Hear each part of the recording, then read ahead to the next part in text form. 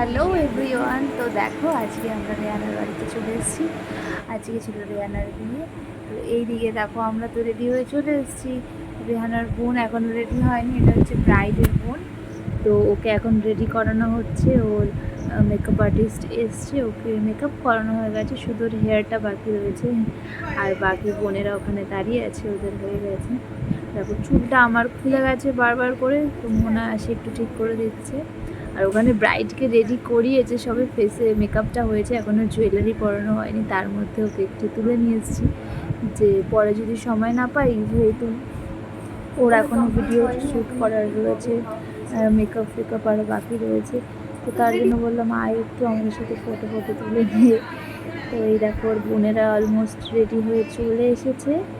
তো ওদেরও সাথে একটু ফটো মটো ওর দিদির একটু তুলে দিলাম।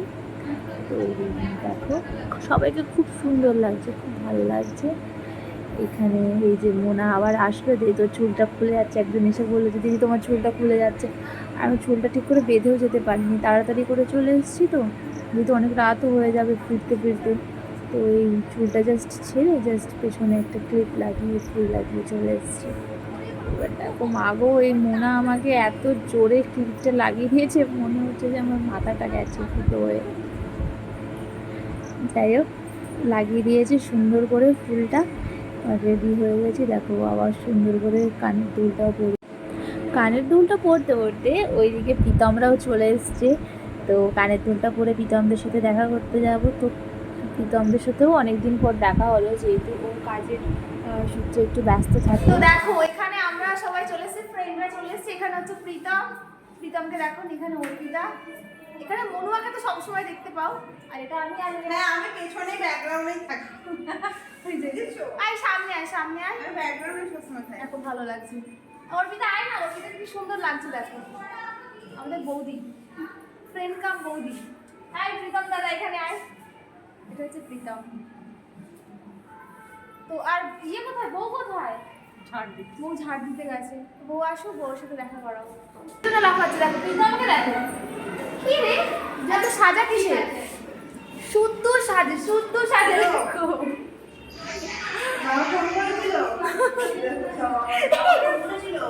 দেখো মানে ও ক্যামেরার সামনে কন্ট্রোল করে নিয়েছে, হাসতে পারছি না, ক্যামেরার বাইরে গিয়ে হাসতে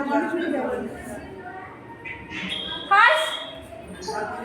কতক্ষণ দিয়ে হাসতে পারবি না, শুধু দেখবি হাসতে, দেখি কন্ট্রোল, কন্ট্রোল আছে না, আবার বলে এদিকে আমরা গল্প করতে করতে বর চলে এসছে। দেখো কত বাজি ফাটানো হচ্ছে। আমরা কিছুক্ষণের জন্য ছাদে গেছিলাম, ছাদে বসে একটু আড্ডা দিচ্ছিলাম। তো দেখো এদিকে বর চলে এসছে, সবাই তো বরের গাড়ির সামনে দাঁড়িয়ে একদম বরকে স্বাগত করছে। দেখো যে ডিমান্ড, মানে কোনো ডিমান্ড করেনি যদিও, খুব সুন্দর। আজিজুলদাকে কত সুন্দর লাগছে দেখো, খুব কিউট লাগছে। আর আমাদের রেহানাকেও কিন্তু খুব কিউট লাগছে। বর আসার পর এখানে যেহেতু গান চালু হয়ে গেছিলো, আর সবাই খুব আনন্দ করছে, এনজয় করছে। আর আমি এখানে সাউন্ডটা মিউট করে দিয়েছি, কারণ আমি সাউন্ডটা যদি মিউট না করি, এখানে গান চলছে আর আমার ভিডিওটাতে কপিরাইট চলে আসার চান্স আছে, থাকতে পারে। তো তার জন্য আমি জায়গাটা মিউট করে দিয়েছি। সবাই এত এনজয় করছে না, খুব সুন্দর লাগছে। দেখো এদের একটা রিচুয়ালস আছে, গেটের সামনেটা একটা রিবন মানে ফিতে লাগানো থাকে, সেটা যে জামাইবাবু আসবে তাকে কেটে ঢুকতে হবে। তো খুব সুন্দর, খুব ভালো লাগছে, সবাই খুব এনজয় করছে। আর আর এখানে আজিজুলদাকে ওনার জায়গায় নিয়ে যাওয়া আছে, যেখানে বর অ্যাকচুয়ালি বসবে। তো সেই জায়গাটায় দেখো আজিজুলদাকে কোলে করে নিয়ে যাওয়া হচ্ছে। এদিকে বড় চলে এসছে, তারপরে অনেক রাতও হয়ে গেছিলো, রাত 12:30 বেজে গেছিলো।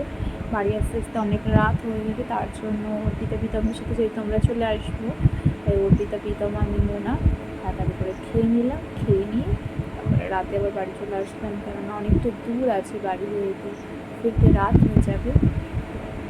Tata, bye bye, good night সবাইকে।